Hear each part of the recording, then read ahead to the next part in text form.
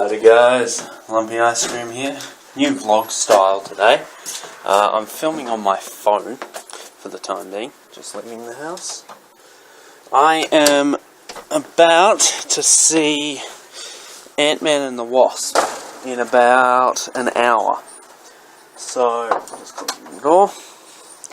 Seeing it with my mate Travis. I'm hella excited. I have a theory, I don't know how true it's going to be, but I got a theory that the movie's going to end with at least Wasp dying with the finger snap. I don't know, because they're not really clear. They just said it's between Civil War and Infinity War. So it would explain that Ant-Man was absent because he was already busy doing something. So, I don't know.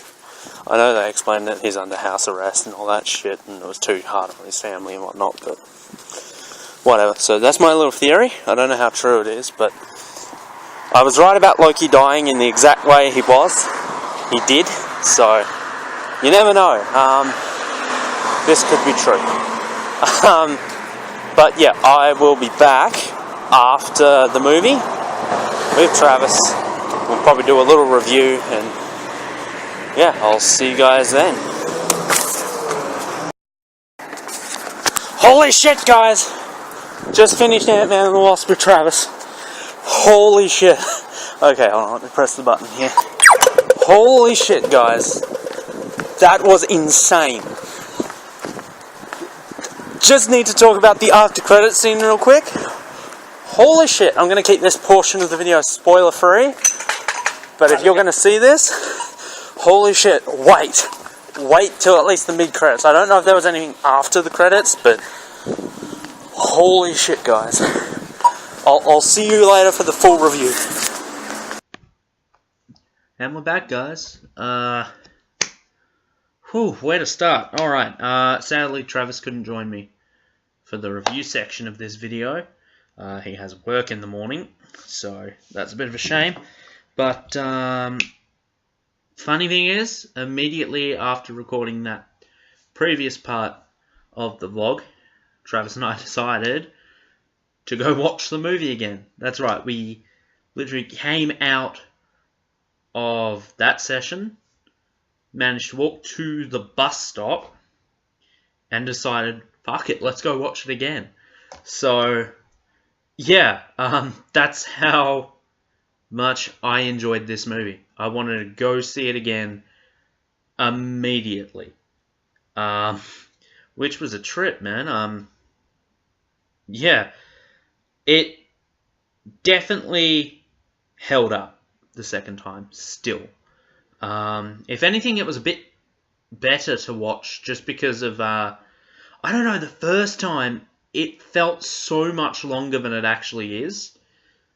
And I don't know why, because I was so invested in the movie and hoping these characters would succeed that I was on edge for the entire movie. It had me on the edge of my seat, and I don't know why. I can't describe why I was feeling so nervous that something was going to go wrong in this movie.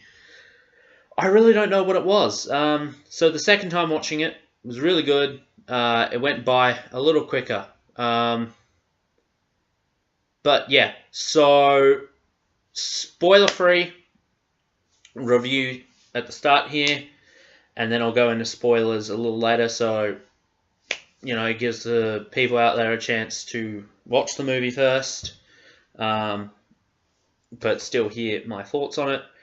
I've heard a lot of, not necessarily negative things about the movie, but not many positive things. A lot of people say it, I've heard it be called forgettable, not really relevant or important. I disagree with that entirely. These superhero movies have to be themselves. They can't just be a piece to a larger puzzle. Because, you know, the movie has to survive on its own merits. It can't just, unless of course it is an Avengers movie, it just can't depend on that these people are their own, especially Ant-Man. Ant-Man is his own character before he was with the Avengers. That's part. He has his own team, and he just so happened to be called. He's technically not even an Avenger yet, but he went and helped Cap, and that's probably the extent of his until Avengers 4. Obviously, that's the extent of his. It's like the Guardians. The Guardians are their own thing. Yes, they were in Infinity War, obviously, but like they are their own thing. Doctor Strange is his own thing. Um, Black Panther is his own thing. Um, I think that Black Panther, honestly, is probably a more forgettable movie than this one. Don't shoot me on that, but that's honestly how I feel.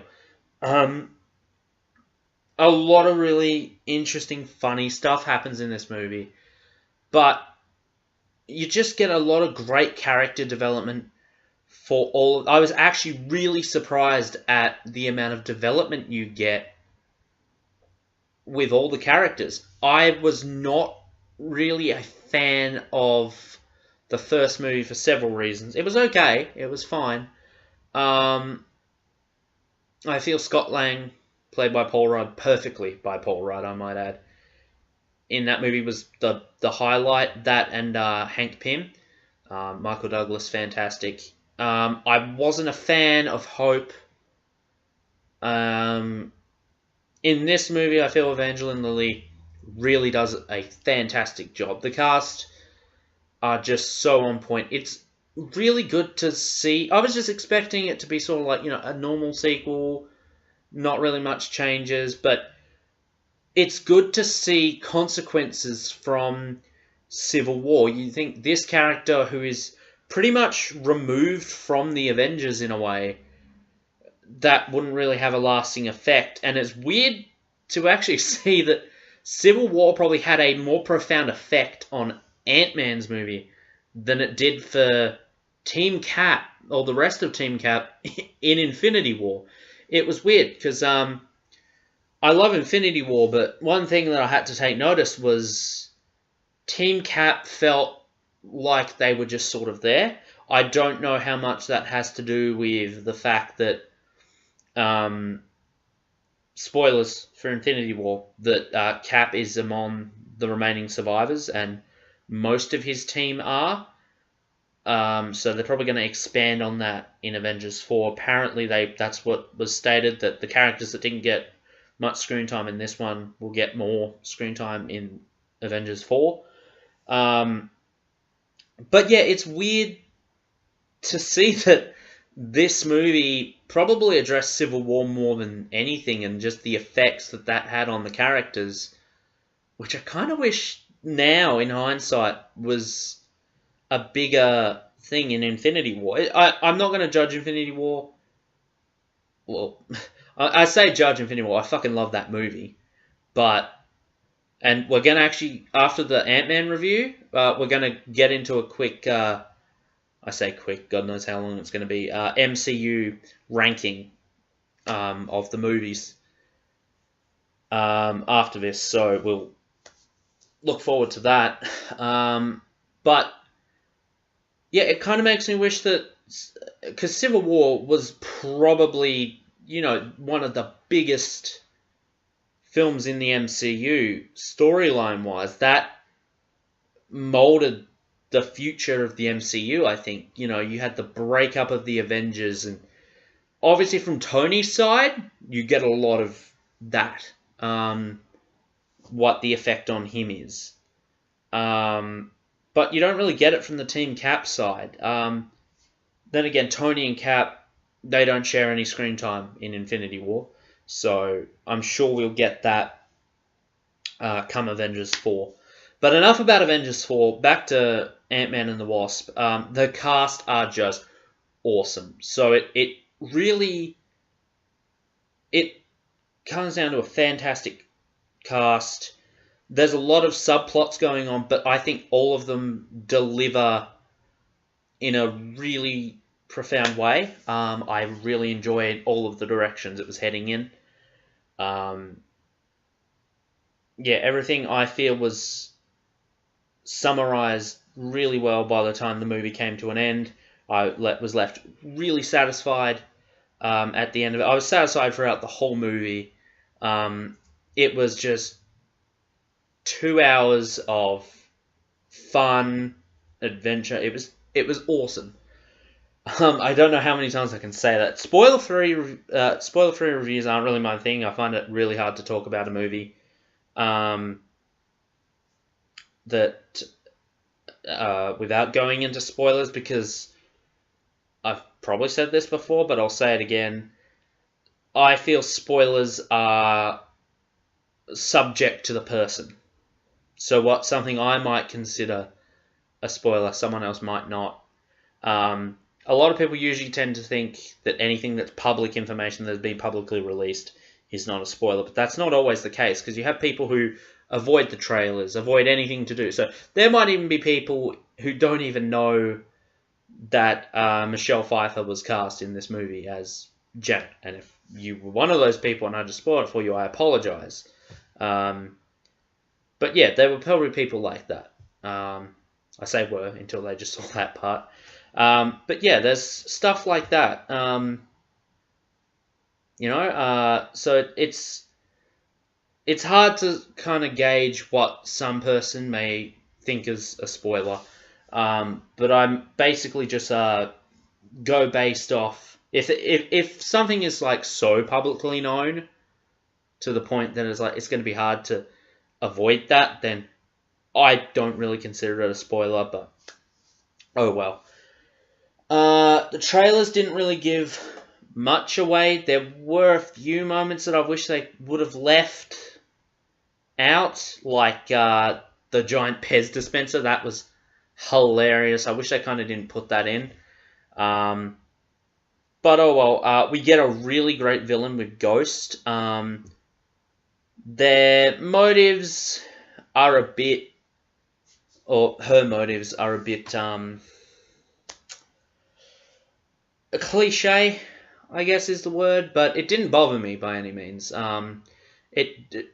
Ghost was definitely a far better villain compared to Yellow Jacket. Yellow Jacket is one of the laziest MCU villains, I think.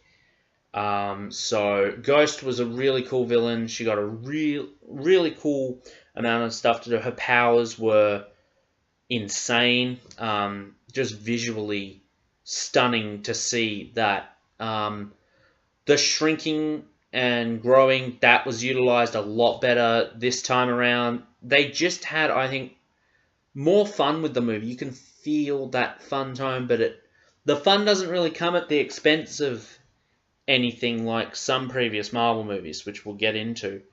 But yeah, it just felt like a really great natural sequel with a surprising amount of character development for pretty much all the characters.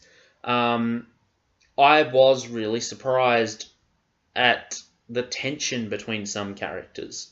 I will just say, it's not really a spoiler, but don't expect everything to be okay between Hank and Hope and Scott, because it starts off, they are very clear from the outset that that they have not talked in a while. That's all I'll say.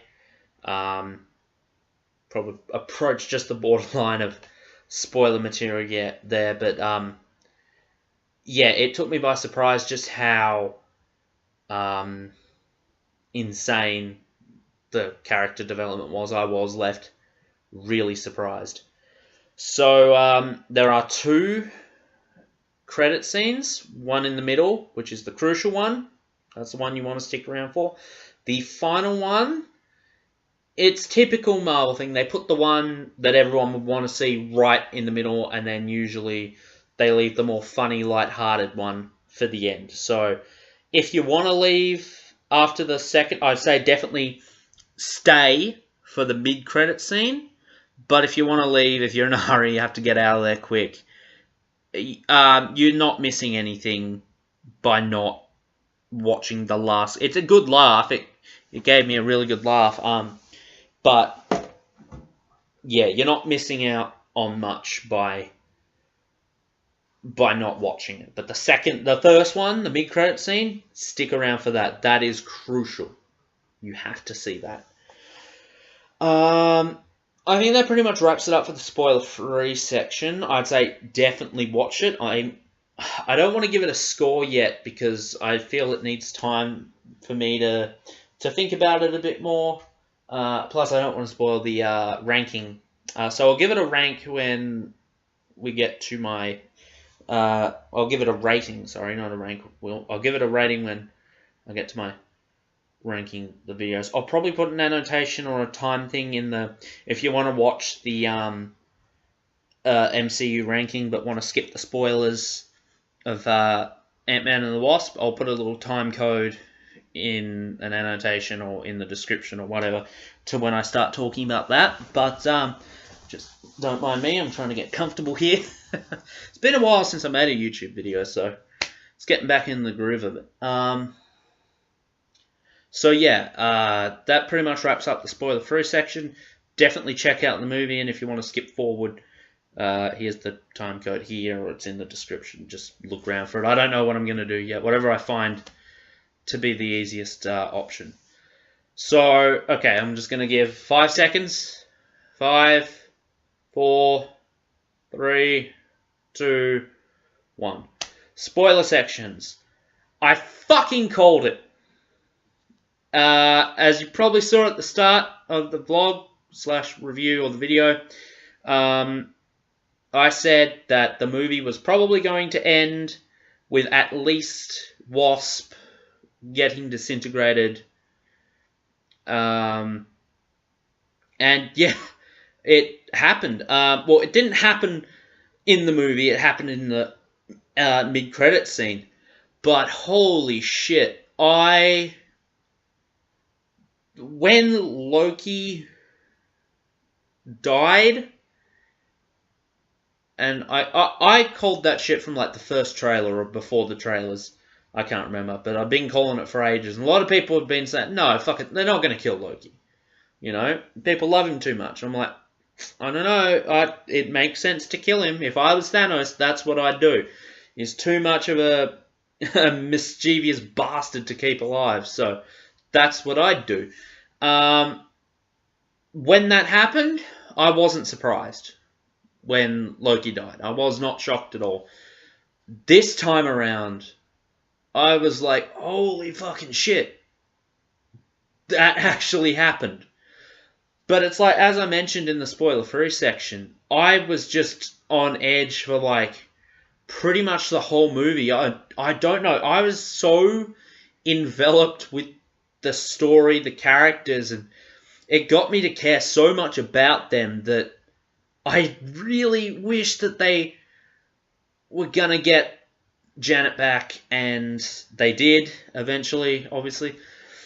But even when they got her back, I sat there and I'm like, I could just see them like twisting it and that she's evil or something. Because when she first shows up, when Hank finally actually sees her, she looks real evil. At first I'm like, oh, it's Ghost. No, wait, it's Janet. She's looking... I was worried. I was concerned. I was just like, oh shit, this could go wrong, and I really didn't want it to. It's weird that characters I didn't really like in the first movie... I say characters I didn't really... It was really just Hope. I don't know why. I just didn't dig her character a lot.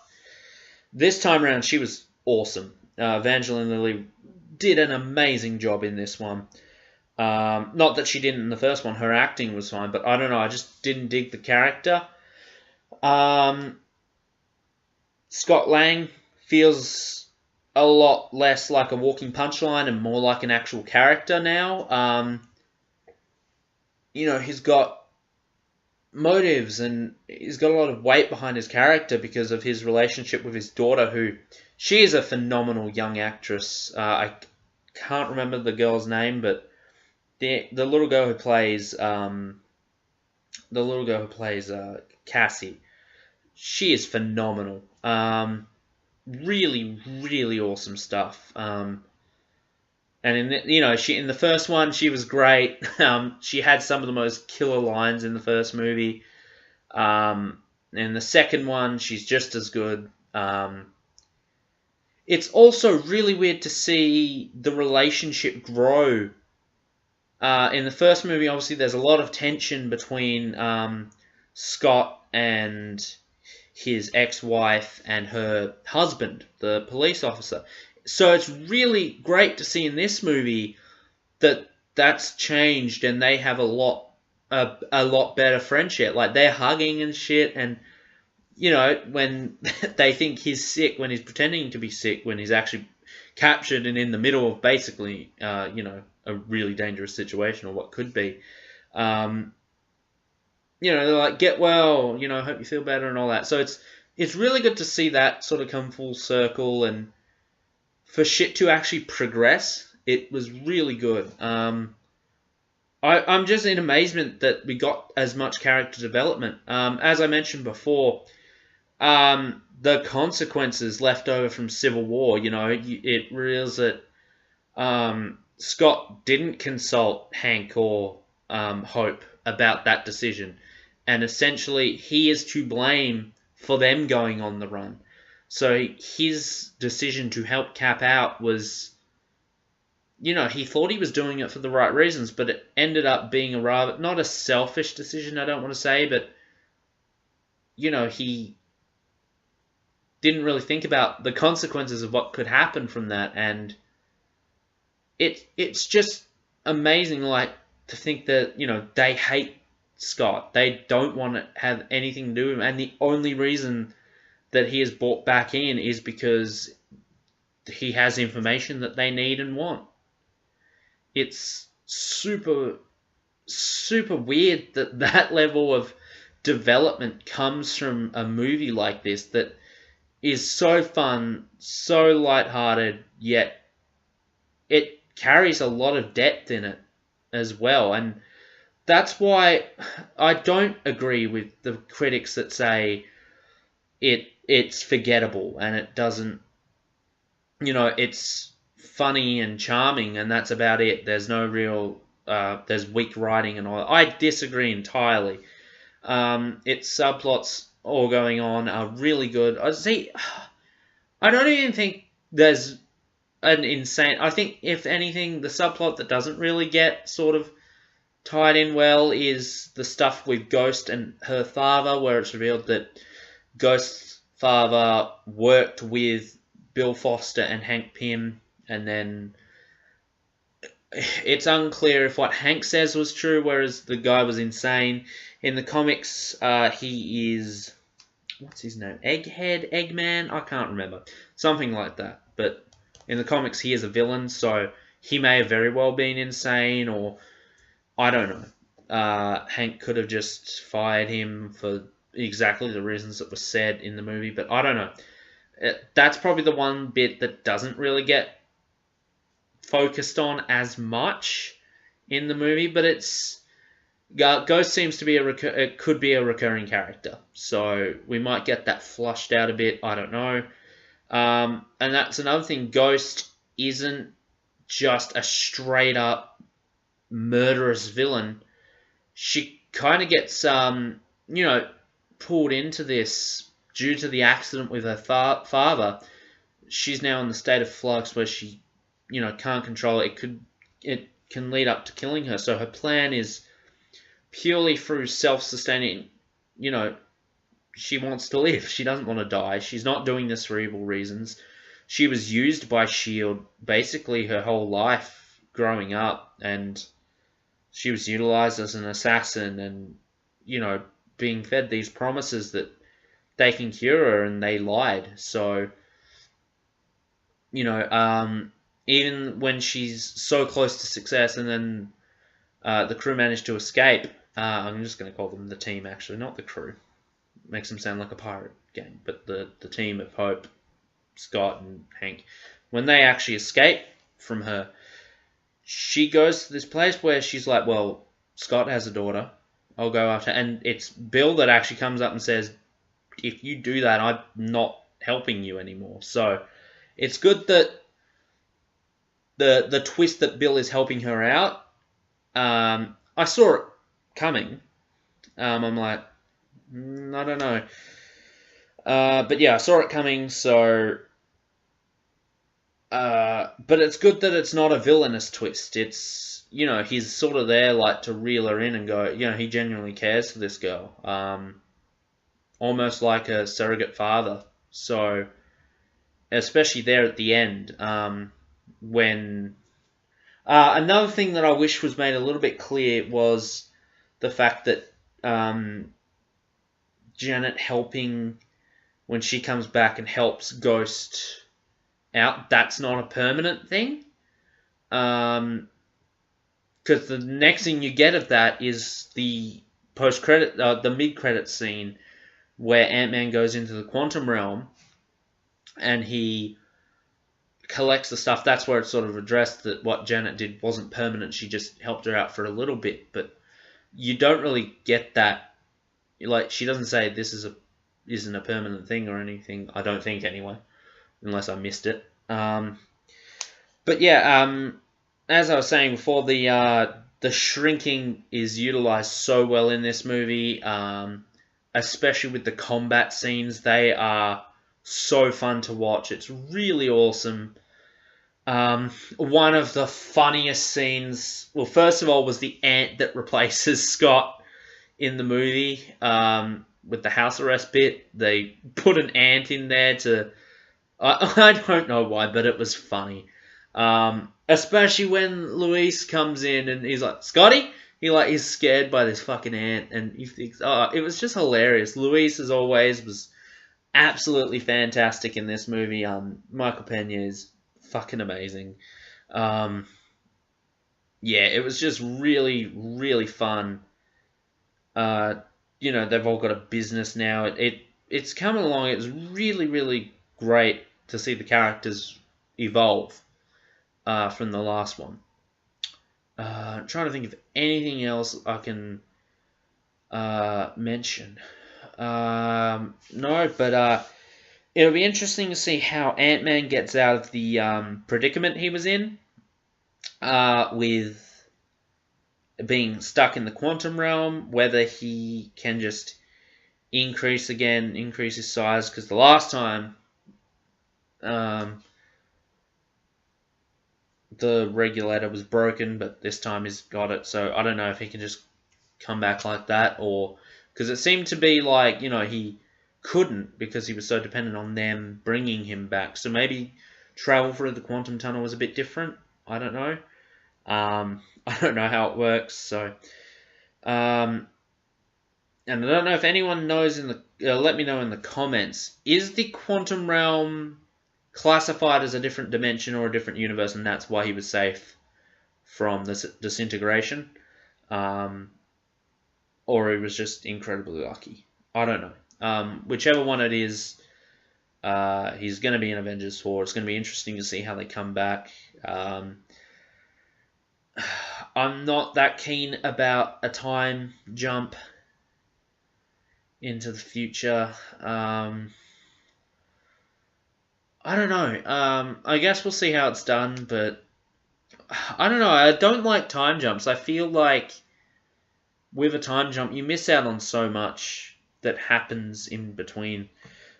I honestly would not complain if Avengers 4 is a 3-hour plus movie, and I don't think anyone will. That's the thing. I feel that a movie can be as long as you want it to be, as long as it's justifiable to be that runtime. Movies like Transformers should not be as long as they are. Especially Edge of Extinction. That had no right to be as long as it was. Holy shit. But yeah, like, I honestly just want more of what Infinity War had to offer. Just that sort of awesomeness. More Thanos, more of the Avengers. It's going to be interesting, especially to see how Ant-Man's going to play into it. Because that's one thing that they did with most of the characters in Infinity War is they tried to get them as consistent as possible with their previous versions. Like Taika Waititi came in, I think, and helped with some of the Thor scenes, and James Gunn helped with the Guardians scenes. So everyone did feel consistent, even if it kind of semi-jarred with the tone that the movie was trying to present. The characters were consistent with what came before. So that's a thing. If I were to give Ant-Man a score, I'm not going to score it until I rank it. But yeah, it was an excellent movie. Absolutely phenomenal. I was in awe from start to finish. It had me crying with laughter, and it had me really worried for the characters at some points. It was, you had this, you had the threats coming in from, left, right, and center. Every character was sort of in danger at some point in the movie. Our heroes, like Luis and, I can't remember the name of the Russian and the black man, the African American gentleman.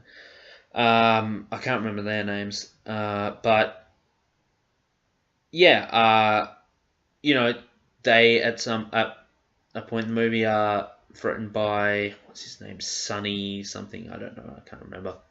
But yeah, you have sort of these levels of threats so you have obviously Ghost that is threatening Ant-Man and Wasp and Hank, but then you've also got the FBI that are after Scott, because he's supposed to be under house arrest, and if they catch him outside his house, then he's going to prison for 20 years. So there's a lot riding on these characters getting it right, and I just thought that really hit me, at least personally. I'm like, oh, holy shit. I felt the weight of the situation. I don't know why. I can't tell you why. I just know that I was sitting there feeling this anxious feeling for these characters, and it was fucking weird. I've never really had an experience like that in a movie. I've had moments where I felt that for certain characters, but I felt that pretty much from the first element of danger is introduced. So yeah, it was a really deeply engaging movie for me, and I thoroughly enjoyed it and thoroughly recommend you see it. Alright, so with that being said, we're half an hour in. I've got my list on my phone, and let's talk. Alright, hello, welcome back to the people who skipped the previous section, the spoiler review. So yeah, we're gonna dive in, to this ranking list. And I want to start off by saying that my list is very unique. There's a lot in here that a lot of people will probably agree with. And I'm going to go full spoilers for all of these movies except for Ant-Man and the Wasp because it's the most recent one. I'm going to keep spoilers to a minimum. I'm not going to go in depth on every movie, but I am going to bring up points as to justify why it's in the position. And I want to start off by saying that I only hate 2 Marvel movies, or MCU movies. So obviously those are the bottom 2. Everything above that, I can enjoy. There's just elements that I'm not a fan of, and they're to various levels of hate. So I hate elements of them, but overall I think the movie's okay. So basically the 2 at the bottom I hate, and then everything above that goes from okay to amazing. So starting off right at the bottom is Iron Man 3. This made me want to leave the theater when I watched it. When it got to the Trevor reveal that Mandarin was just an actor, that really pissed me off. Because they did so well with translating Ironmonger and Whiplash to the screen that when it came time to do Iron Man's biggest villain, they fucked it. They messed it up big time. That's not the only problem with the movie, but I just want to get this out of the way. I know there's an actual Mandarin out there. We're never going to fucking see him. They just wanted to do something to backpedal on the people that weren't okay with it. To just go, yep, there's a real Mandarin out there. I was okay with them changing him to a terrorist because, to be honest, the actual Mandarin is a bit of a racial stereotype now. Plus, it wasn't really until Doctor Strange that we got magic in the MCU. I don't count Thor because that's basically another alien world and it's alien technology, basically. So, or other realmly technology.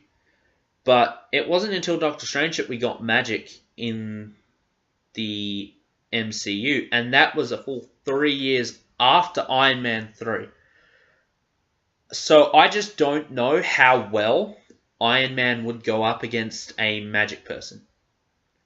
I mean, we got a taste of that in Infinity War when he went up against Ebony Maw and Cole Obsidian. And, you know, it was basically they had to outsmart Ebony Maw just to get rid of him. But yeah, so it's... I didn't mind them changing him to a terrorist. I thought that was okay. That was a good direction to take the character. And Ben Kingsley knocked it out of the park, and they ruined it. I think that's the worst part of all of it. They took away such an interesting, charismatic villain, played by Ben Kingsley, and replaced him with Aldrich Killian, played by Guy Pearce. Nothing against Guy Pearce, he's a fine actor, but he just didn't have any presence to him. He was overshadowed by the Mandarin. And like that's the thing that I also don't understand. How many people were in on Trevor being an actor? They never really, because obviously when he shows up to record the thing, the video, Aldrich Killian is still pretending that he is the Mandarin, he is in control. But like later on, like even the henchmen are aware that he's an actor, and you know he's got women around there and all that stuff. It's like who knew and who didn't. And then like he shot a dude, like point blank in the fucking head, shot a dude on basically live television, and he still thinks he's acting. Like what the hell? The problems with the movie are not just that simple, though. It's not a fun movie. With most of the other Marvel movies, I can have fun while watching them, especially the Iron Man ones. This one, if you watch Iron Man 1, 2, and 3, this one sticks out like a sore thumb. You can tell it's a different director. You can tell it's a different tone. And it's just sad because... you know, it doesn't work in the way that the Captain America franchise does. You know, where the first movie is a drastically different tone to what Winter Soldier and Civil War were, but that works, I think. This doesn't. I cannot enjoy this movie. The whole PTSD thing and the anxiety... I don't know, I just didn't dig it. I feel I couldn't have fun. Tony Stark wasn't fun anymore. Like, that's the thing. In Iron Man 2, he's probably in a worse situation, and I can still have fun watching that movie. You know? I don't know. It's just here, I can't enjoy the Iron Man movie. And, you know, even if real shit's happening in the previous two Iron Man movies, they were still fun movies to watch. Here, it's atrocious. It has one of the worst after-credit scenes ever. Like, holy shit, you make us wait for that? Alright, whatever. And then at the end, he gives up being Iron Man. take the thing out of his chest, which, okay, why? Because then, come the next movie, he's Iron Man again. They sort of brush it off as, oh yeah, I was going to give up, and then I didn't, and all that shit. But I'm like, fucking seriously? It was a shit place to take the character. It was... This movie is basically irrelevant. You know, you can probably fucking skip it and not really miss out on much, except for the brief moments where he talks about wanting to fucking... I don't know. I just don't want to stop talking about this movie. I hate it. It's the worst. I literally physically got out of my chair and started banging my head on the back of the wall at the theatre. Because that's about as far as I got before I'm like, okay, no, I've got to finish it. I can't. I'm going to hate it, but I've got to finish watching it.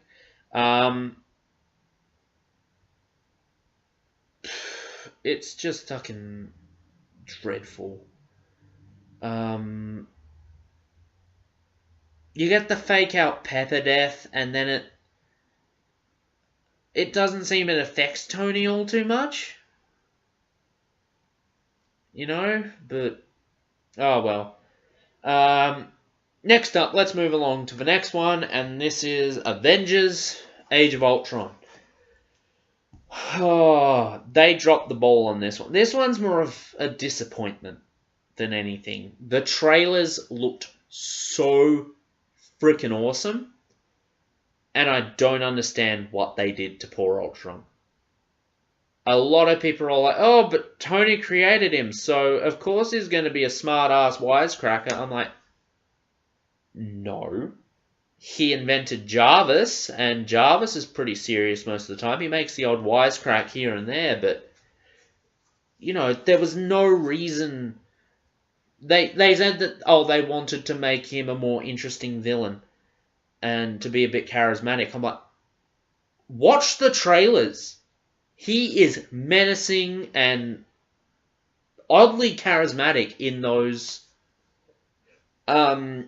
trailers, and it got me pumped. And we have him talking about fucking nonsense, and he's just stupid, and it freaking irritates me that they fucked up on Ultron so much. That's why I'm hoping Ultron comes back, and I might do a video in the future about theories that I have, because I like to think a lot, and I like to come up with a lot of theories, not just for Marvel. Mostly Doctor Who. It's mostly Doctor Who theories. But, yeah, I'll probably make one at some point, but I have a theory going forward after Avengers, Infinity War and the next one. So we'll get to that, but I really hope Ultron returns at some point and is done justice. It just comes down to another battle, another freaking battle of the Avengers versus an army, and it just could have been so much better. Plus sides, Vision. Vision was really well executed in this movie. The start is probably the best part of the movie. Just that assault on the Hydra base was really good.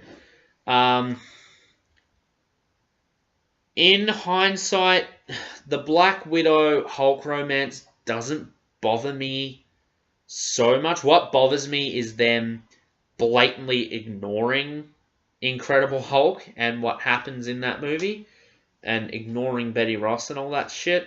I'm like, you can't just do that because it's, you know, it's a different actor and all that shit. And it's, I think it's one of the lowest grossing MCU movies. Am I correct? I don't know. I'll probably look it up later. But it's just, I don't fucking get why they had to ruin it with Ultron. I really didn't. I'm glad. The best part of the fucking movie, I lie, when I said it was the beginning, is Hawkeye. I love Hawkeye in this movie. He's fantastic, and I really want him to get his own movie. Maybe him and a Black Widow movie would be really good. But yeah, I don't know. It's just lackluster, this movie. It was really disappointing, and it mostly comes down to Ultron. James Spader did a terrific job, but the dialogue is atrociously written. The Hulkbuster versus Hulk scene was really good. There's a lot of good stuff in here, but ultimately, it's just let down by the villain, and its pacing is so poor. It has some awful pacing. It never really rests long enough to let something have weight to it. By the time you've sort of reacted to what's happened, they're already on to the next thing, and it's a really stupidly paced movie. At some points it's so damn slow, and then at other points it just breezes by, and you're like, well, what just happened? But yeah, that's all I can really say about Age of Ultron. Next up is The Incredible Hulk. I like this movie. The only reason I have it placed here is because the cast. Edward Norton is not a good Bruce Banner. What I like about Mark Ruffalo is he is able to portray the inner struggle of Bruce Banner perfectly. This is a man who has to live his life so cautiously as to not cause harm to himself and others, that he is basically cut off from everything. And I don't feel Edward Norton portrayed that desperation really well. That and possibly one of the worst cast villains, Tim Roth. What were they thinking? This is a man who does not have any sort of presence to him at all. I did not believe him in this military role. I think a better suited actor would have been Ron Perlman. Because could you just imagine his face on the Abomination? It would look amazing. Pretty sure he voiced him in a video game too. So, but yeah, that scene where Blonsky stands up to the Hulk, is that all you got? In the hands of a capable actor, that would have been a badass scene. You know, like, oh, holy shit. I mean, you're probably going to know he's going to get his ass kicked, but holy shit. And in the movie, it's just, it's laughably bad. I just don't believe him as this hardened military dude. I really don't like that casting. Also, the design of Hulk looks really bad. You can't, like, that's the thing, you have to believe that Bruce Banner can turn into the Hulk. The Mark Ruffalo Hulk looks amazing. This one looks nothing like Edward Norton, and the weirdest part is that's what they were going for. I'm like, you're supposed to kind of believe it's the same dude, you know? I mean, the Hulk's hair fucking grows and is a completely different shape. His face shape is all wrong. But yeah, there's a lot of poor stuff in this movie. I'm okay with Abomination's design choice. Wish he probably had some pants, because it's a bit disturbing that he doesn't have any junk. Like, where does that go?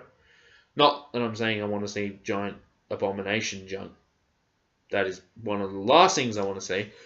But yeah, the cast just let it down. The plot otherwise is pretty good, but the fact that your main hero and your main villain are so poorly cast, it lets the whole thing down.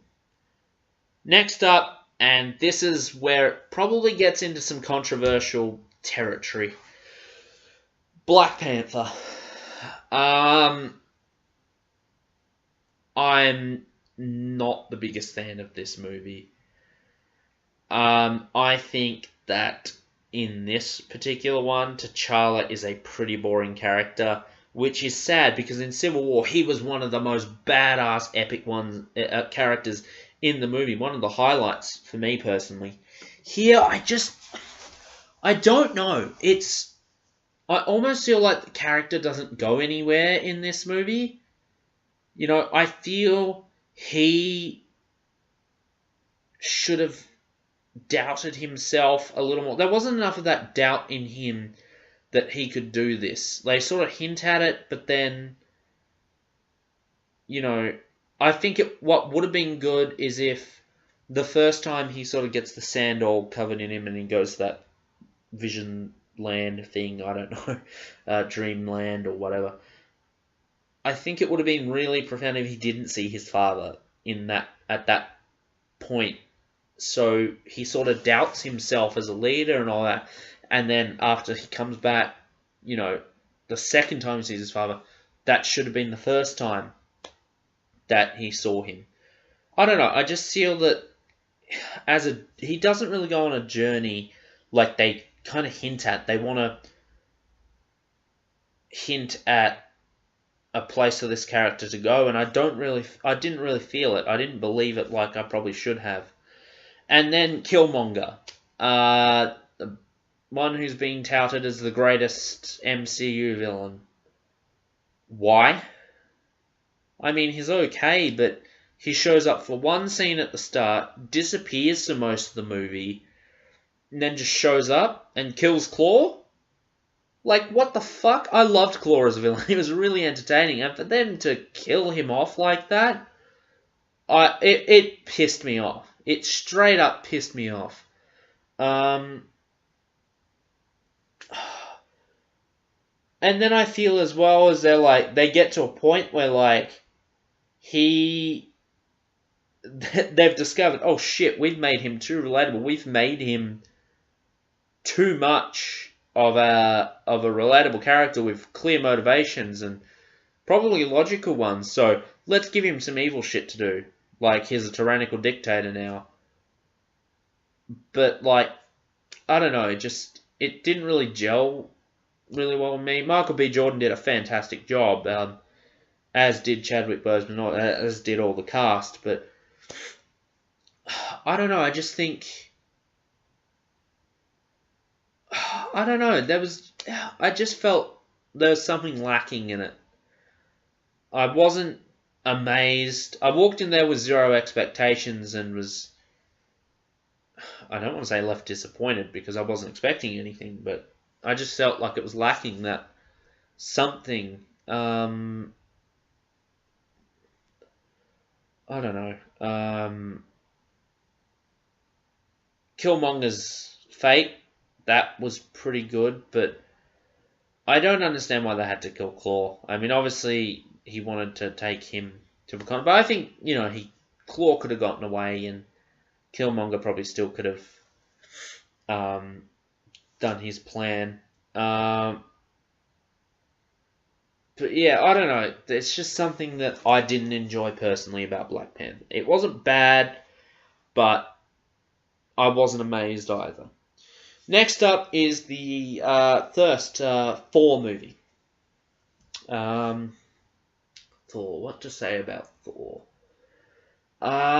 It's okay. It's just okay.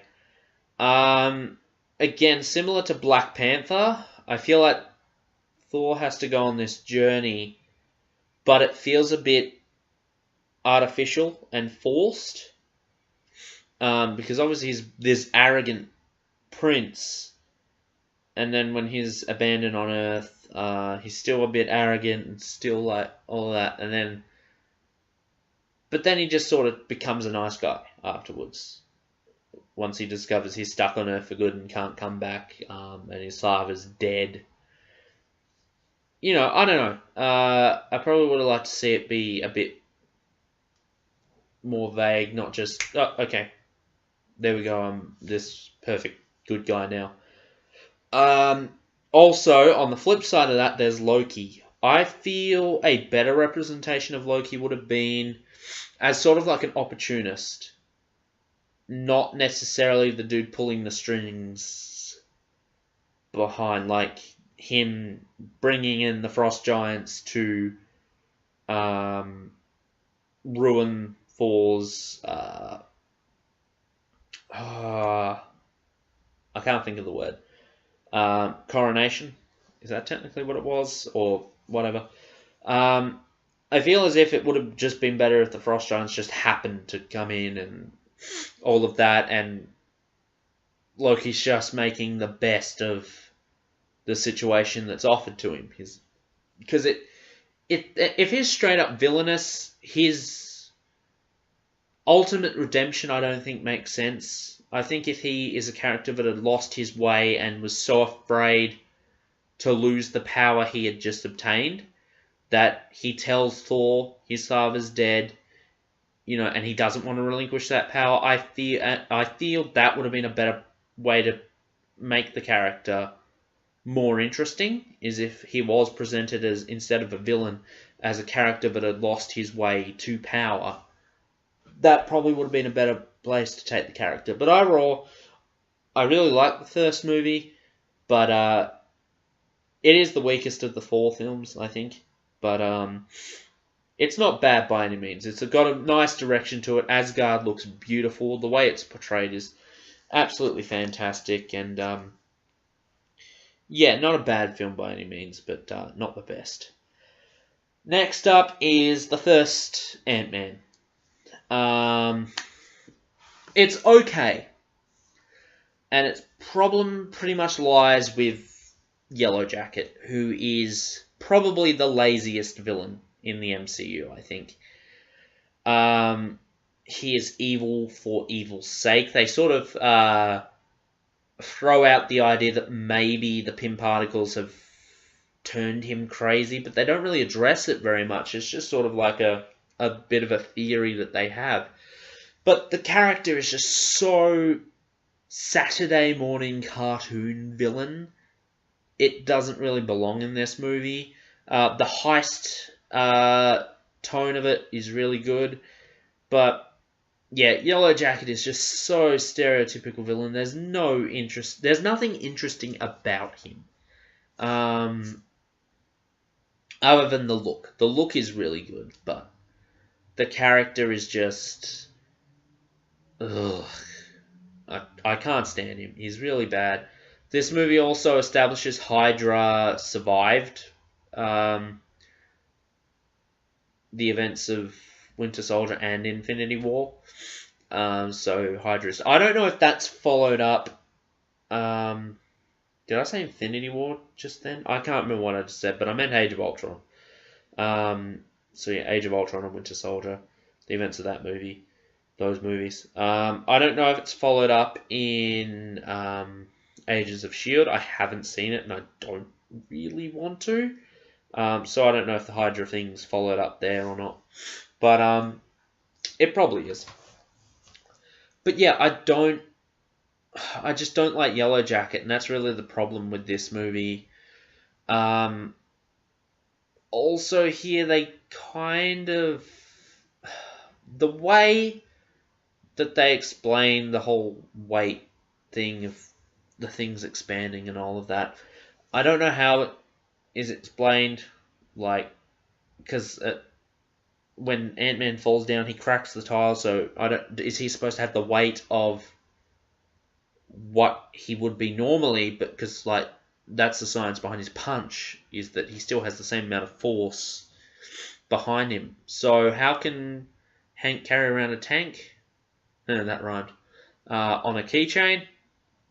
I don't know. But overall, it's a fun movie, and just with a massive letdown of a villain. Next up, and again, this is another controversial choice, but I don't care. It's The Avengers, the first one. Look, it's okay as a first ensemble movie. It's really good. I'm not disputing that. Where it's let down is its massive army battle at the end of the movie. I know you want it to be big and grand and all of this stuff, but they're defeated Like, they don't really... Why is closing the portal... Why does that kill them? Or blowing up the ship. I'm pretty sure a ship gets blown up. I can't remember. It's so Phantom Menace-like that it's not funny. But, why? They're not robots. So why do they all die? I don't know. It's weird. It's not really explained well. But it has one of the best after-credit scenes with the reveal of Thanos. That I remember watching it for the first time and just like, holy fucking shit. That was insane. But yeah, I don't know. There's just something about it that's... Ugh. Poor Hawkeye gets shafted in this movie. There's something else that bugs me about it. I can't remember what. But... Actually, I might swap it with what's above this movie, because to be honest, there's not a lot wrong with it. It's just the final battle really lets it down. For me personally. Also, all of the tension between the Avengers is a bit like, I don't know. Like, I can understand the tension between, like, yeah, no, okay, so the one thing I don't understand is how in control was Loki in the situation? Because obviously there's that one part where Bruce is holding the scepter, so it's sort of, and they're all arguing, and it basically does this pan over to the scepter, so it's sort of implied that that's manipulating everything, but is it not? I don't know what was going on with it. I don't know what they wanted to do. But yeah, no, I'm okay. So this and the next movie, they're basically even. I can't decide. I'm thinking maybe the Avengers just gets, excuse me, just gets the lead on it. So I'm gonna flip these two around. So just to recap, so Iron Man 3 was at the bottom, then Age of Ultron, Incredible Hulk, Black Panther, Thor, Ant-Man, and then this was the Avengers, but I'm going to switch it out with what's above it. So now in that spot is Guardians of the Galaxy. Basically Ronan. Ronan is a really bad villain. There's nothing interesting about him other than his look. He is just so by the numbers boring that it's not funny. Yeah, I don't know. I just don't know what it is about Ronan, but he is just so uninteresting as a villain. Okay,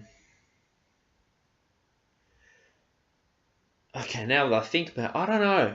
There's an Avengers, I can't decide because I really like everything else in Guardians except for Ronan. The stuff with Quill and his mum really comes full circle, I think, by the start of the movie to the end. It brings a lot of emotional weight, and it's really good to see our basic first look at Thanos in this movie. Okay, now I'm really torn. I don't know if Avengers should go above Guardians or if Guardians should go above Avengers. Let me think. I feel Avengers has more wrong with it than Guardians, but Avengers has Loki, and he's a really good villain.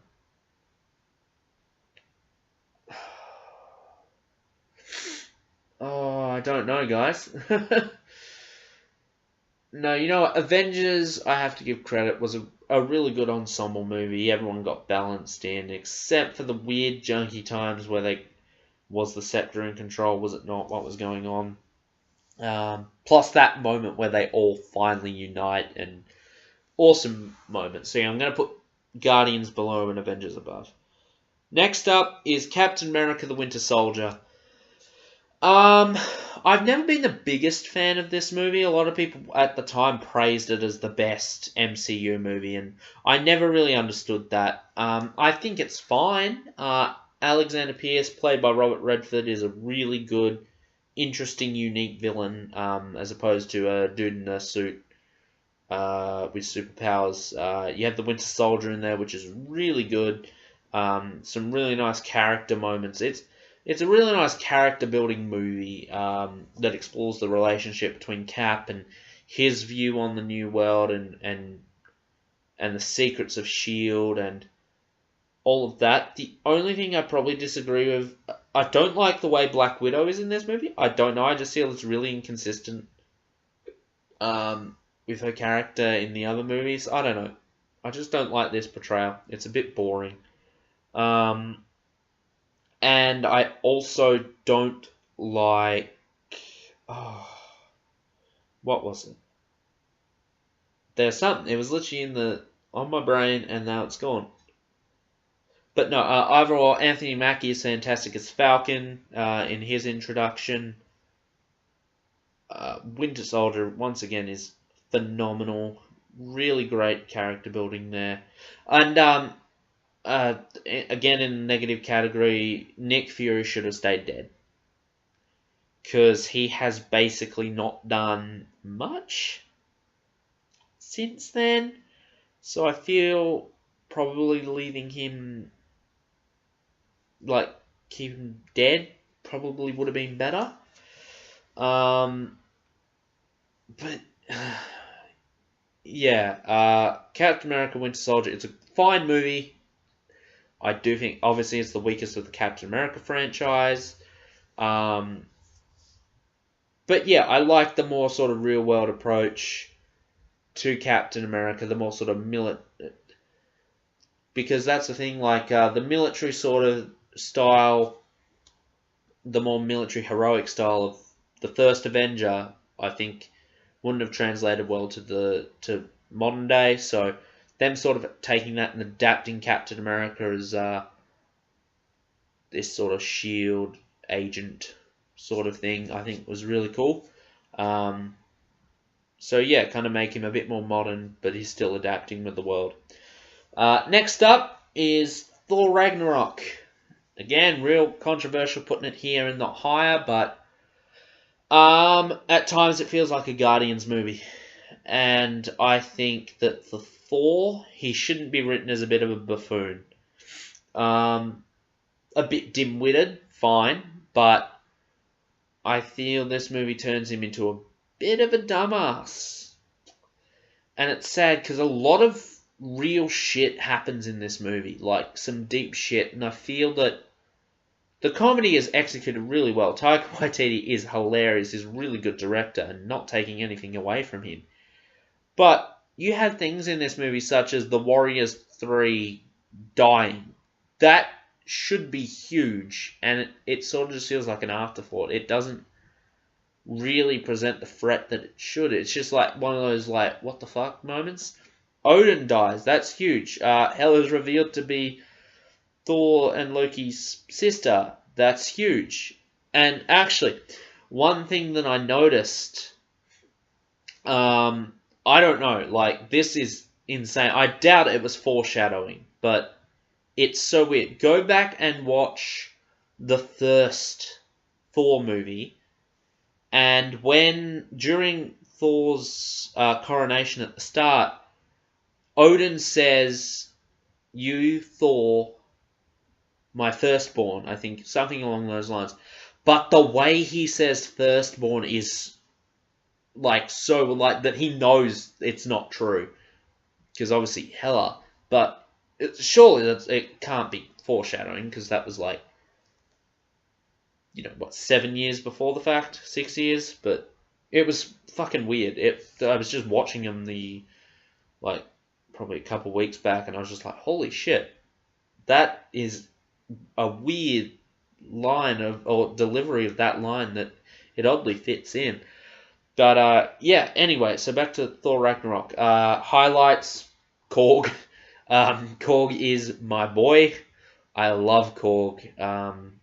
Absolutely hilarious. Every scene he was in, he stole. Definitely want to see Korg and Meek do more. But there were moments that I feel where they could have done something so incredibly badass, and instead they chose the comedy to go down the direction of comedy. For example, the moment where Bruce jumps from the ship and then immediately just crashes into the ground. I feel that could have been one of the most badass moments in the whole film. Him coming down, hulking out, turning into Hulk. I just think that is definitely one thing that shouldn't have been played for laughs. There were a few things that just, where the humor just was a bit too much and just sort of ruined the awesome moments that could have happened. Like Scourge was a pretty good character. Ultimately, he got a redeeming end. But yeah, like there were really cool moments. Some real badass moments, especially the beginning. Okay, that was flawless. The very beginning of the movie, and the twist that they had to create. Ragnarok, it wasn't about preventing it, it was about causing it. That was insane. That was a nice twist on things. So yeah, it's a really nice movie, but sadly I feel the humour sometimes brings it down. And then next up is Fall to the Dark World. Yeah, fucking sue me. I love this movie. I feel it strikes a really good balance between comedy and drama. Okay, so Malekith is a bit underdeveloped. Sadly, they decided to cut some backstory with him, which was sad because Christopher Eccleston is fucking amazing. And Malekith just looks intimidating. That's something he has over Ronan. Okay, so he's not a particularly well-written character, but he looks menacing. Like, you wouldn't fuck with that dude. They really play up Thriger's death, which is good. That felt real, and I actually would have preferred the deleted scene or the sort of extended version of that. I'm not sure what it's available on because I have the Phase 1 and Phase 2 box sets, and I think that has some exclusive stuff, but I'm not sure if that scene's exclusive to the Blu-ray or not, so I'm not sure. But overall, I do think that scene probably did it a bit better just because Malekith got a bit more to do. I wish they probably would have went down a more dramatized way of presenting Eric Selvig as crazy. I like that approach. I like that direction for the character, but I probably wish it wouldn't have been made as much for laughs. I think the bit in the hospital or whatever it was, the home, where he's using the shoes and all that, that was fine, but the stuff like running around naked in Stonehenge and not wearing pants, that was a bit like, oh, I don't know how I feel about this. I wish they would have probably presented it more as this was a traumatic experience for him and not necessarily played it off for laughs. But that's really the only problem I have with that movie. Other than that, I really thoroughly enjoy it. Next up is also just want to go back to that.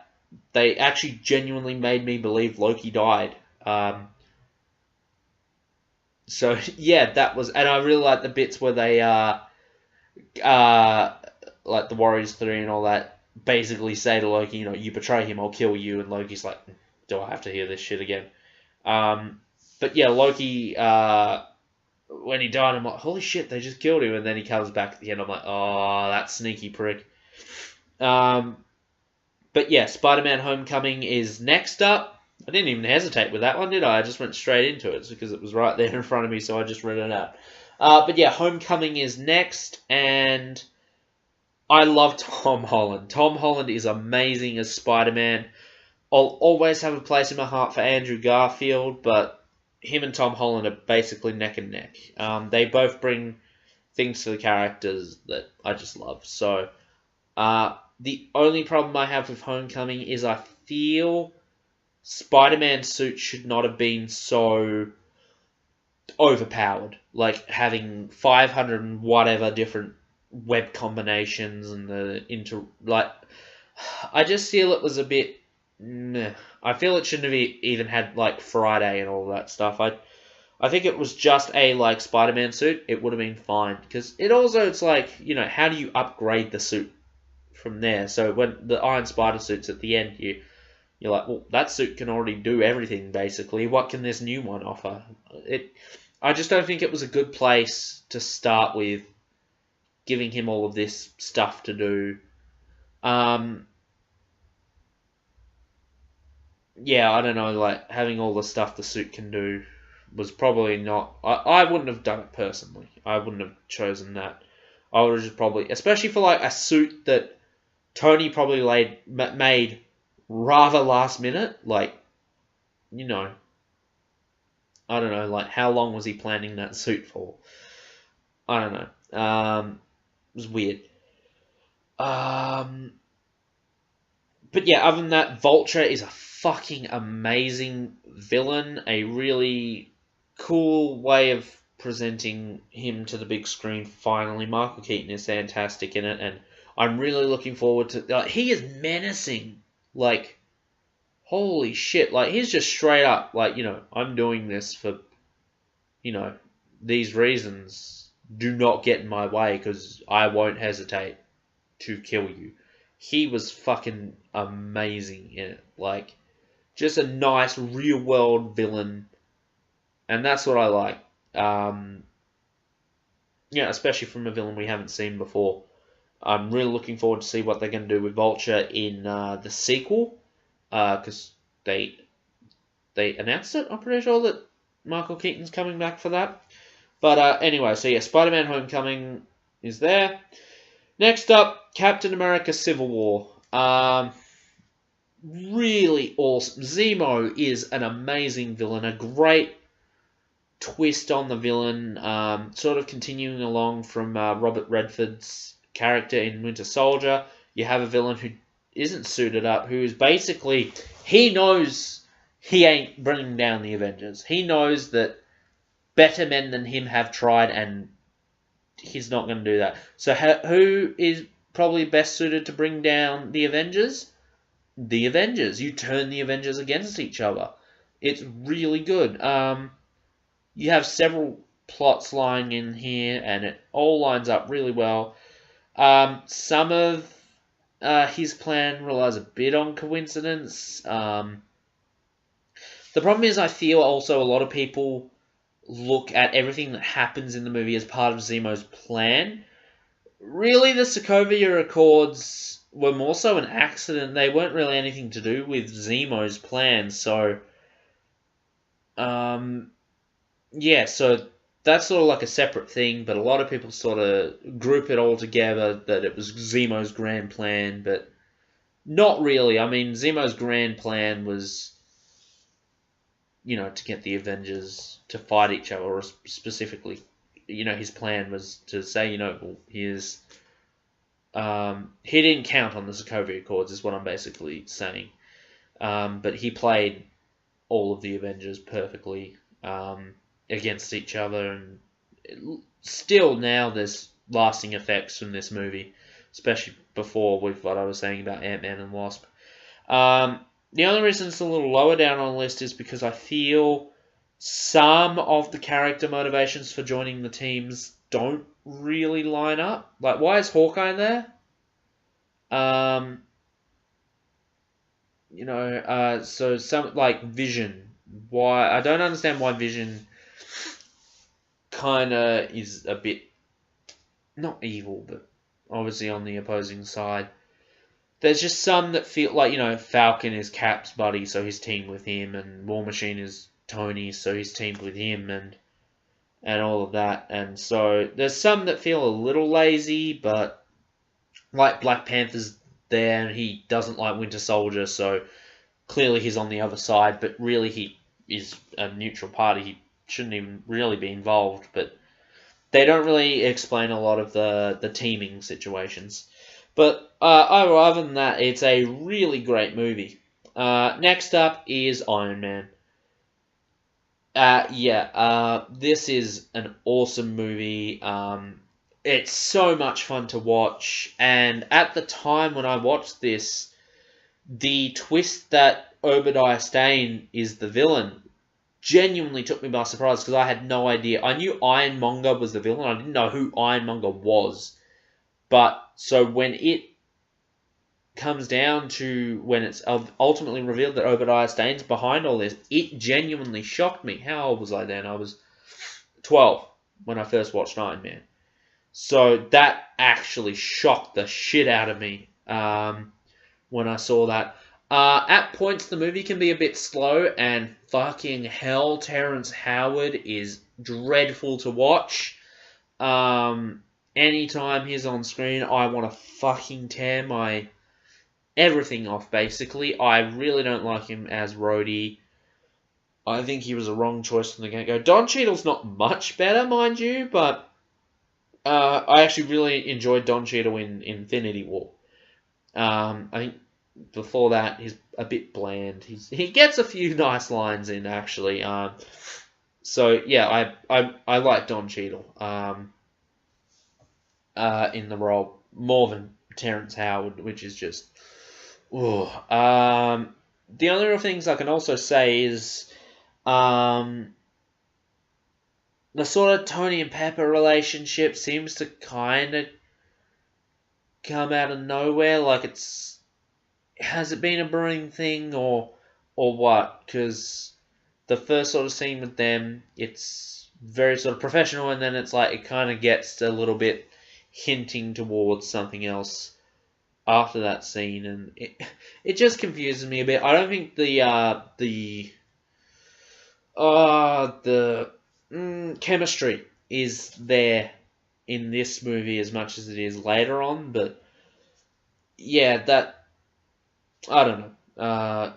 That's all I really got to say about Iron Man. It's a really great film. A lot of fun to watch. Just a few little nitpicks to talk about. We are now in the 1, 2, 3, 4, 5, 6, 7, 8.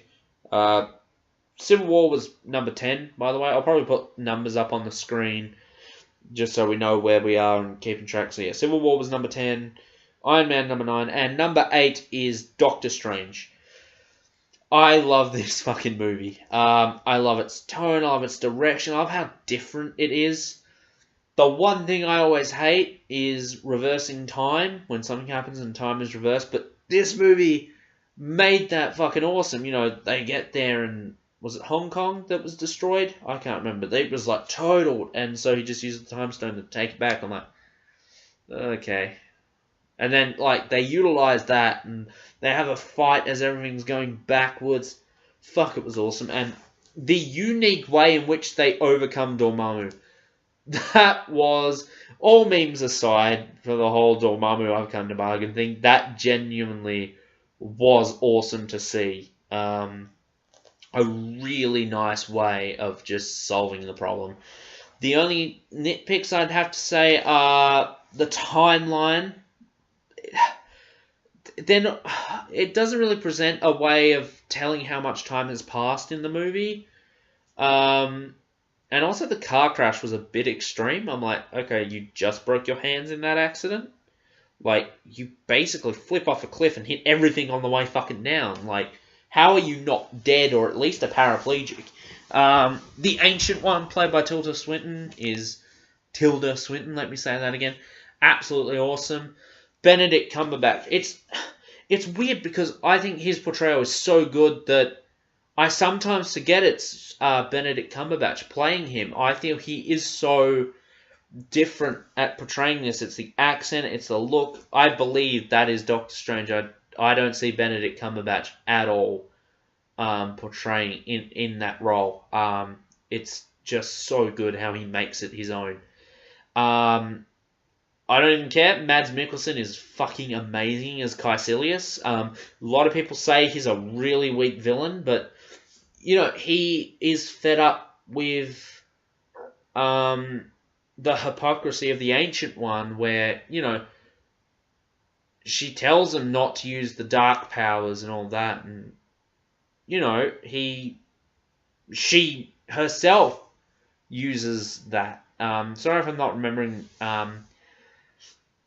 technical terms. It's been a while since I saw Doctor Strange, but yeah. And then I love even how Carl Mordo sees this and turns his back on it. Wong is fucking amazing. I love Wong. Everything about this is really good, other than a few nitpicks that I mentioned. Plus, I love the way Wong just casually comes out and says that the Eye of Agamotto is the Time Stone. Next up is Iron Man 2. And this is probably going to be one of the most controversial picks on this list, but I don't care. I love Iron Man 2. I think Whiplash is actually a really good villain. He has real motives, you know. His father was betrayed by Howard Stark, and he sees the Stark family as just this awful name that betrayed his family and all of this stuff, and it's really good. The only problem is now that I've watched the deleted scene or the alternate ending on the Blu-ray, I almost wish that was in, where he actually goes to the Stark Fair. Go watch it if you haven't seen it already. He actually goes to the Stark Fair, he's got the whips, but, like, they're hidden. He's not in giant armor, which basically, that fight doesn't do anything.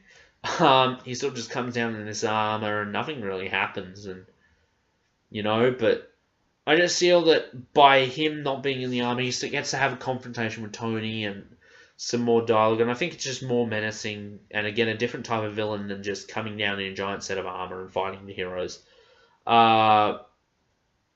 You have Tony in this really bad predicament where the thing that's keeping him alive is killing him, and, you know, I think that's great, but it's still a fun movie, but he is in this fundamentally dark place, and yet the movie is still fun, which, as mentioned before, Iron Man 3 fails to do. Sam Rockwell provides that sort of more comedy villain, which I'm glad that they had sort of two villains, the straight one and the sort of like the straight man and the comedy man. So they get sort of both, instead of trying to have Whiplash be both. So yeah, that I really love Iron Man 2. Next up, Guardians of the Galaxy Volume 2. We are in the top 5 now. So yeah. Are we? Hold on. Sorry. 10, 9, 8, 7. No, we're not. 6, 5. Yeah, we are. I'm sorry. I don't know what's going on. 1, 2, 4, 5, 6, 7, 8, 9, 10. So I apologize. All the Dark World was number 10. I don't know what I'm going on about, so I'll probably put numbers on the screen. I don't know. Let's just recap from... Let's not recap. You know the list. I'm sorry, it's like 12:31 in the morning, but I wanted to do this video. So yeah, what's next? Guardians of the Galaxy Volume 2. This movie just takes everything that made Guardians 1 good, and everything that makes it bad, forgets the bad, and amps it up to fucking 11. This movie is fun, but some real shit happens here, and the reveal that Ego put the tumor in his mum's head, that moment when you just see all the blackness leave his eyes and he's like, what? You know, that moment is like, oh, fucking shit is about to go down. He doesn't even hesitate to start just shooting the shit out of Ego. The only little thing is, I'm not a fan of the line that comes pretty much after that scene where he says, you shouldn't have killed my mum and squished my Walkman. That was just a little bit, okay, you take what could have been a badass line and just make it a bit weird, like, especially with the word squished. I don't know. I don't like it. But that's just a little nitpick. Yondu's death is fucking tragic. I did not see that coming. It was really sad. I just love how you have like just this big epic space story and everything comes together really nicely, and Kurt Russell's fucking amazing as Ego. You really believe that, yeah, that's Star-Lord's dad. Like, I can see that. But yeah, other than that, like, everything about Guardians Volume 2, the beginning is fucking hilarious. Right from the get-go, I'm like, yeah, okay, I'm gonna really enjoy this movie. And I still do to this day. It's really good. Alright, guys, cracking down the top 3. Number 3, Captain America: The First Avenger. Boy, do I love this movie.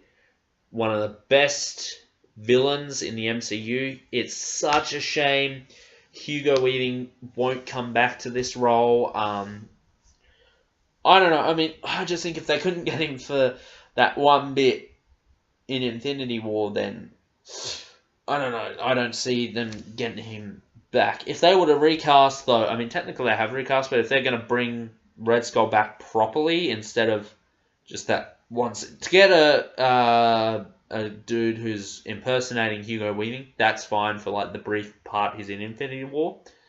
But I think if they were to bring him back as a villain, and I think they should recast him and cast Jason Isaacs, better known to some as Lucius Malfoy. And if anyone's thinking, oh, I don't know about that decision, watch a movie called A Cure for Wellness, which he's in. And he does a German accent in it, and it's pretty damn menacing. So go watch it. Check out Cure for Wellness.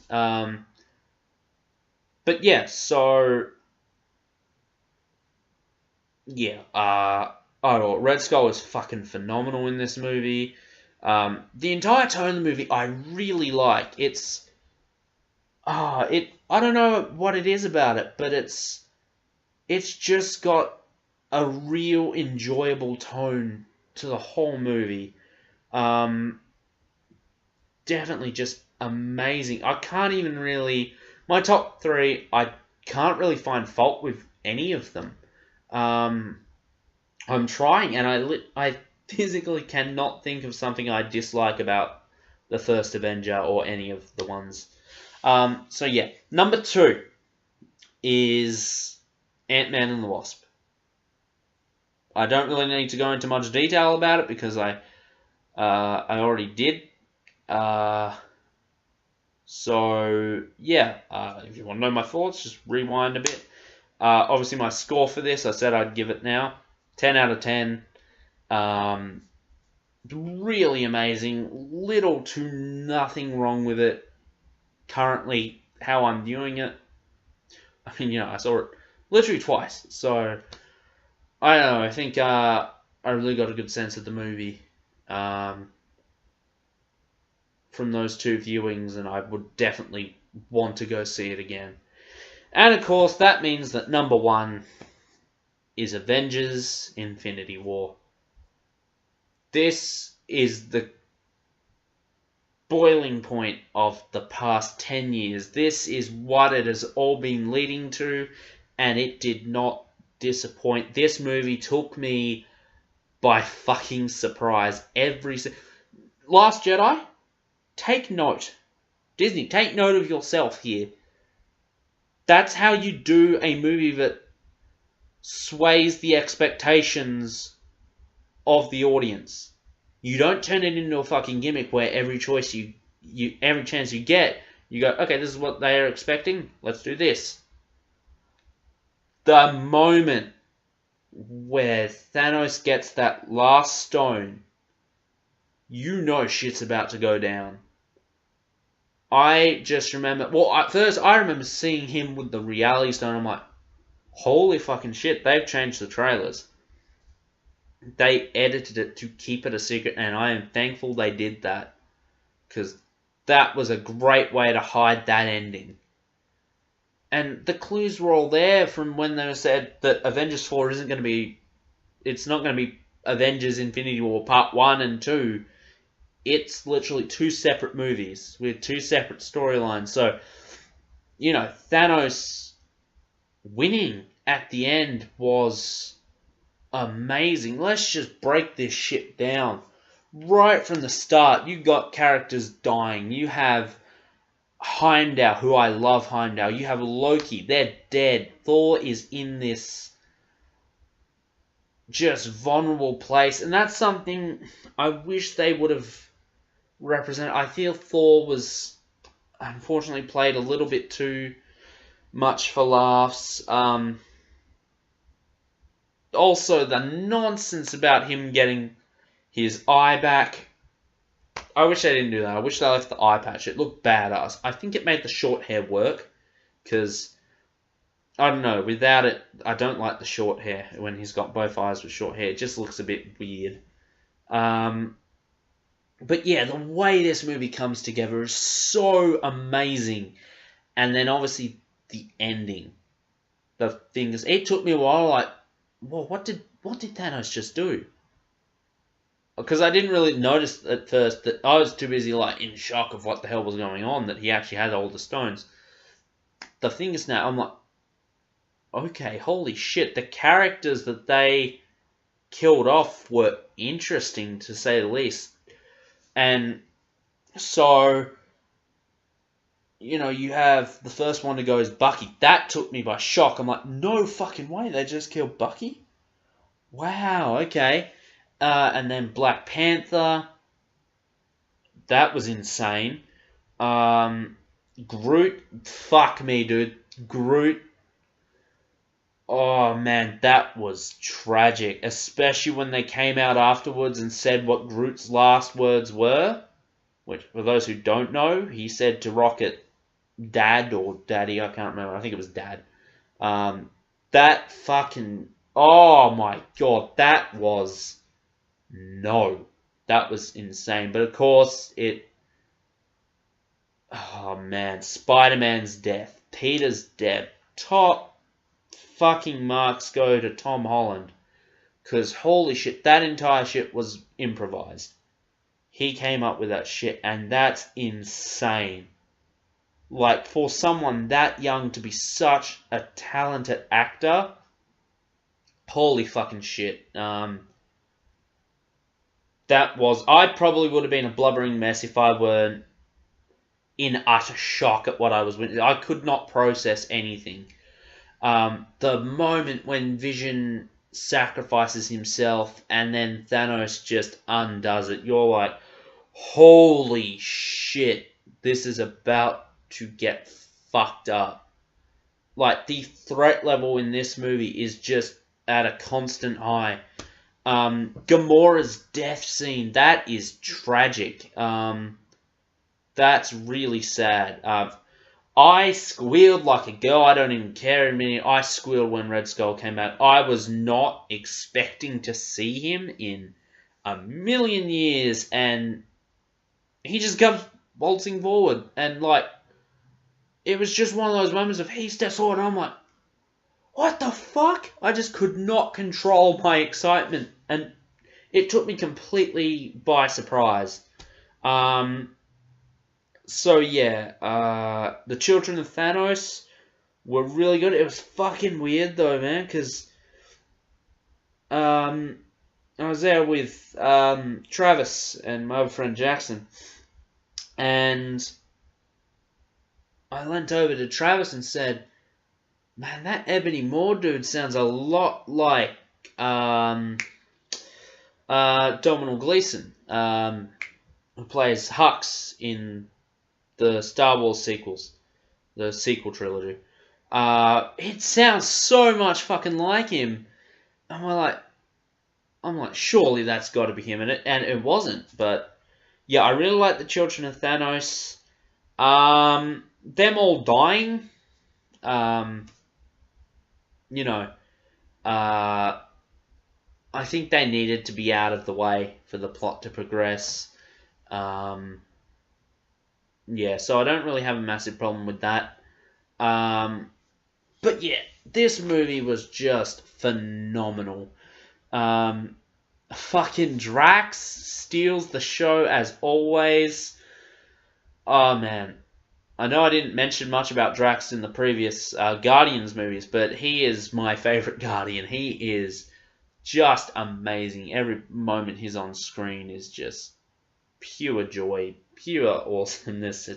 It's hilarious. So to see him go was really upsetting.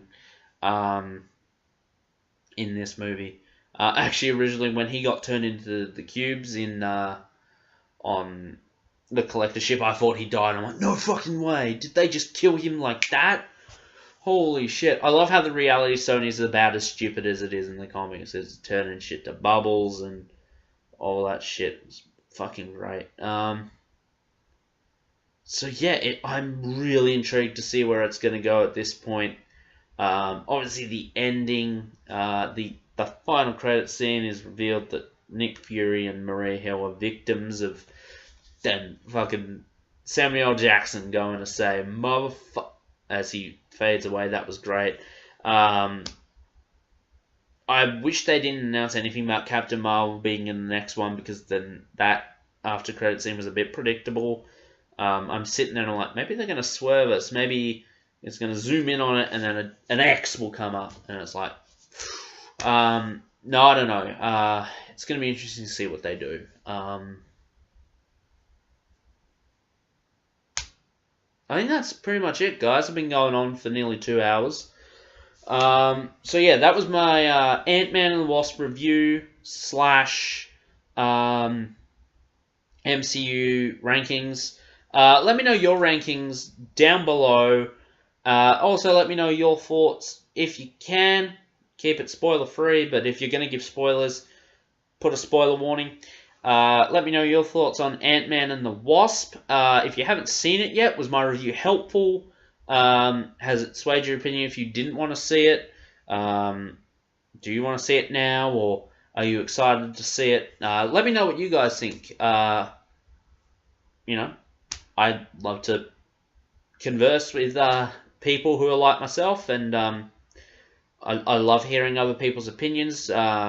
Do you share some of my opinions? I doubt it, because I have a lot of... I find never be afraid to share your opinion. Because if someone's going to get butthurt about it and go, oh, well, that's not my opinion, was like, why should I be offended by that, you know? That's just how I see it. Your opinion is your opinion, and you shouldn't really care what someone is going to say about it. You know? Like, I have probably the most hated Iron Man movie as my favorite of that franchise. You know? I don't care.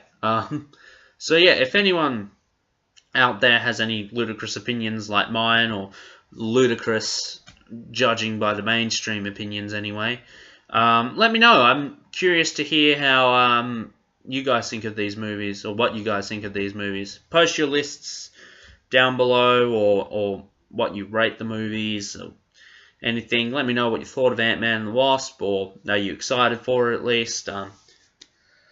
But yeah, anyway, guys, I think I'll bring this to a close. I really want to start making more content, which hopefully will be easier now. I've got a brand new laptop. My old one died, sadly, so yeah. Just a quick thing for the WWE fans out there. They'll probably know that WWE is coming to Australia in Melbourne in October. I'm going to be there. So, yeah, I don't know. If you guys happen to be watching this video and are WWE fans, let me know if you want a vlog. I'll probably make a separate video just talking about it. I might do vlogs while I'm over in Melbourne for that. I'm super pumped to see it. So, yeah, I don't know, guys. Let me know if any of you happen to be Marvel fans that are watching this video, and also WWE fans. Let me know. Because, yeah, I would like to share my experience over there with you guys. It's probably going to be a once-in-a-lifetime experience checking this pay-per-views-like event out. So, it's going to be broadcast on the network, so it's going to be huge. It's going to be really awesome. But, yeah, anyway, guys. enough rambling. I'm going to bring more content to you guys. Not sure if I've announced it on the channel, but I actually live in my own place now with my roommate Nat, who you've probably seen on the channel before. But yeah, so technically got my own place now. Yay! So more content. Not that that really matters where I was. I was going to make content anyway, but I have my own internet. I've got my own laptop, so I'm looking to make more content. Fingers crossed. I always say I've been putting out a few meme videos as of late. That's an avenue I want to go down.